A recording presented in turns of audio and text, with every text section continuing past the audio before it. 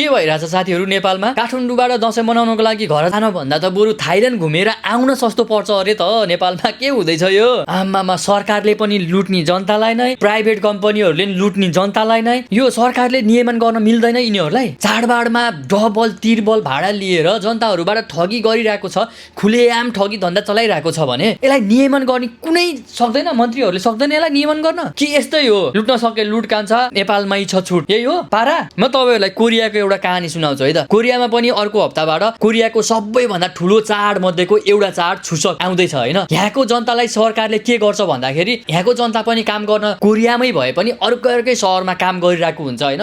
अनि यिनीहरूलाई घर जानको लागि चाहिँ ट्रेन एकदमै राम्रो फ्यासिलिटी, ट्रेनबाट आउने जाने गर्छन् होइन। ट्रेनको भाडा 50% छुट गराएको छ के। गणतन्त्रको सरकार भनेको त यो होला नि त। जनताको सरकार, गणतन्त्र, जनताको लागि आएको भनेको त यो होला नि त। चाडबाडमा आफ्नो जनताहरू घर जानको लागि सुविधा होस् भनेर ट्रेनको 50% डिस्काउन्ट गराइदिएको छ क्या चाडबाडभरिलाई। यो होइन गणतन्त्र सरकार भनेको?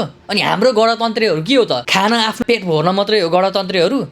अझै जिन्दाबाद भन्दै हिँड्न छोड्दैन यो झोलेहरू फेरि। हे भगवान्, दसैँमा अलिअलि हड्डी चुस्न पाइन्छ भनेर होला सायद होइन। यो पालिको दसैँ यिनीहरूलाई अलिकति खल्लो भयो। सेरेको घरमा करोडौँ रुपियाँ, अरबौँ रुपियाँ जल्यो होइन, अलिकति खल्लो भयो। पहिला हड्डी बोसो भएको मासु खान्थ्यो होला दसैँमा, अहिले चाहिँ हड्डीमा चित्त बुझाउँछ यो झोलेहरूले।